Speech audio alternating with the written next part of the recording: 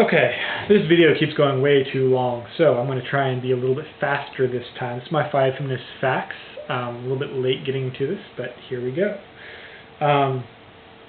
So first of all, why I'm a feminist is, I'm for general equality for people. I'm for treating people based on how they act as individuals, not how we expect them to act based on other individuals who we might be able to group with them based on some superficial characteristic. This is sort of how I see racism, is people say, well, look at these people of that race and look at these, so then we'll generalize this to other people of that race, when race is not the determining characteristic in how these people act. Same thing with gender. Gender is used as an excuse to lump people together in terms of behavior, when I do not believe that it is their biological gender that is causing these people to act similarly or differently.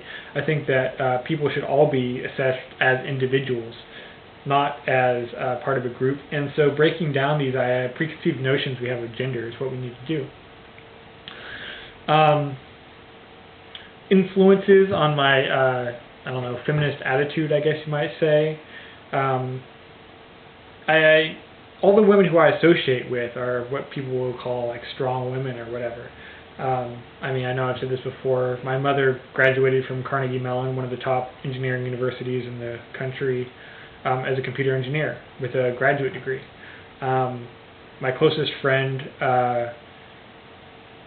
manages a company. She's the person in charge when she's working there, and she worked her way up. She worked in the polishing department, machine shops, running CNC machines, in all sorts of things. It's a manufacturing company. It's not, and she's done all of these things. So, yeah, very capable.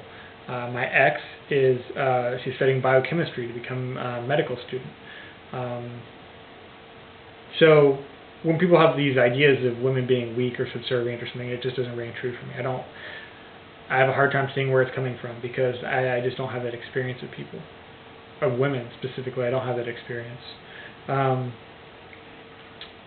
say in my next fact or contention or whatever, because I'm playing a little bit loose with this. I don't know if they're facts about me as a feminist or facts about feminism in general or whatever. But so my next fact thing is the word feminism.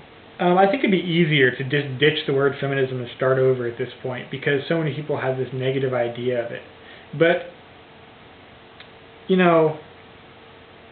as much as I think that's true, I think these same people would be against it if, I started calling it, if it was called gender equality. I think in 5 or 10 years they'd catch on and they'd be just as against gender equality as they are against feminism now, because they're not really just against the radicals. They're not really against the people who, give feminism a bad name. They're against all of it. And you can tell this from their arguments. You can hear it in what they have to say. They really do believe that women are much less capable in various different ways. They believe that women are weaker and all these things. And so it's tempting to want to retreat from the word feminism, to give it up and take on something like, oh, well, I'm just going to call it gender equality.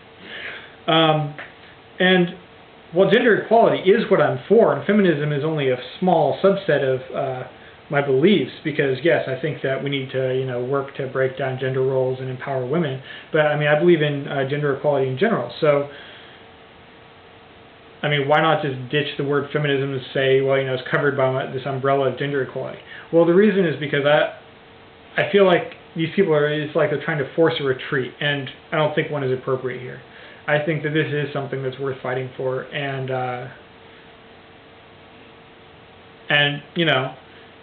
my beliefs and my ideas on it are my own. I do not read feminist literature particularly. I express my own views and what I see in my observations. So there you have it. And next, there's this weird idea that feminists don't make good girlfriends or good wives or something like that. I don't know. And I've never understood this. maybe it's how I was raised, but I've always wanted an equal partner, someone who I could engage with intellectually, someone who is, bright and interesting and passionate about things that they were interested in, So the idea that, maybe it's just because other people, maybe they do want someone who's more subservient, someone who, cooks and cleans and all that. But as someone who's never wanted that, I have to say that, I think feminists are often very refreshing as people to meet because they don't expect all these things based purely upon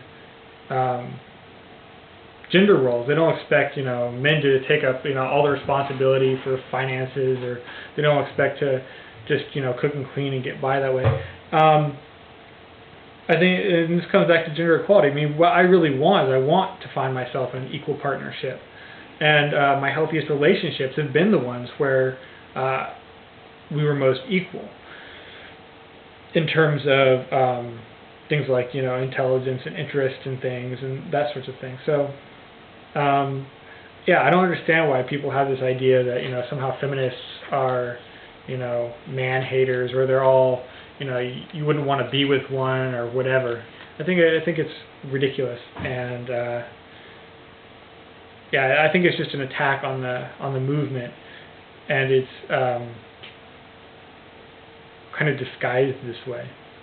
Anyway, and lastly, I just wanted to comment very briefly on gendered insults, which is something I've thought about before, but I haven't really said anything on. If you ever doubt that sexism is alive and well in the United States, okay, this is a little bit off topic, but I actually have an aunt who believes that women shouldn't be allowed to vote.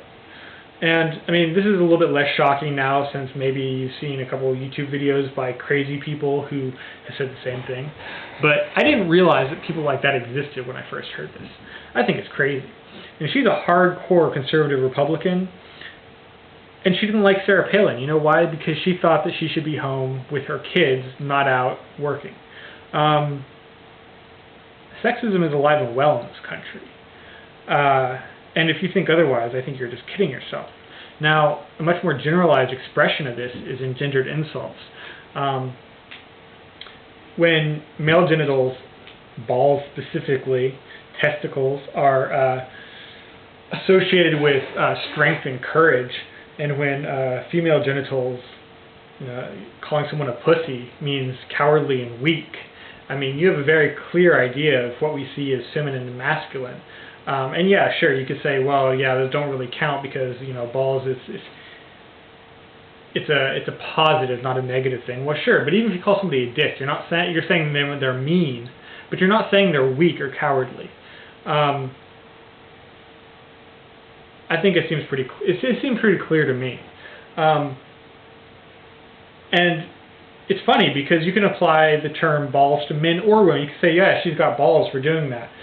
And you mean that she's being courageous. And if you call a guy a pussy, it means he's being cowardly and weak.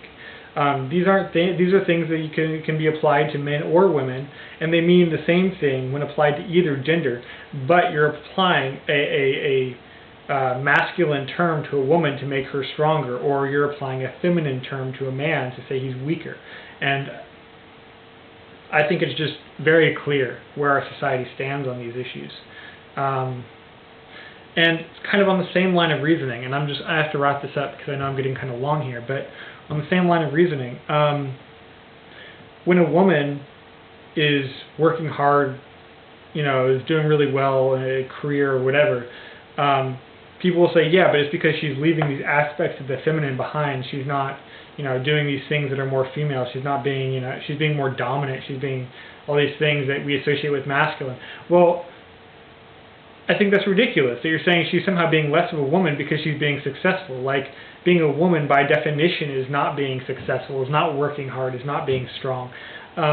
So you take away from these things whenever you say, oh, well, yeah, so the exceptions to the rule, well, they're not being women. What does that even mean? You're like, oh, well, women don't do all these things. And then when you point out one that does, they say, oh, well, that's because she's left behind the feminine. I think that's a bunch of bullshit. Put it very simply, I think we need to break down these preconceived notions of gender, because I think they only damage individuals. I think everyone needs to be assessed as individuals and treated that way. Anyway, so those are my 5 facts. I don't know people who haven't been tagged for this and who identify on YouTube as feminists. So I'm just going to leave this open. Anyone who watches it has something to say about it. If you want to make a video response, please do. But yeah, so that is kind of just an open tag. There you go. Sorry it took so long to get the video out, and there you have it.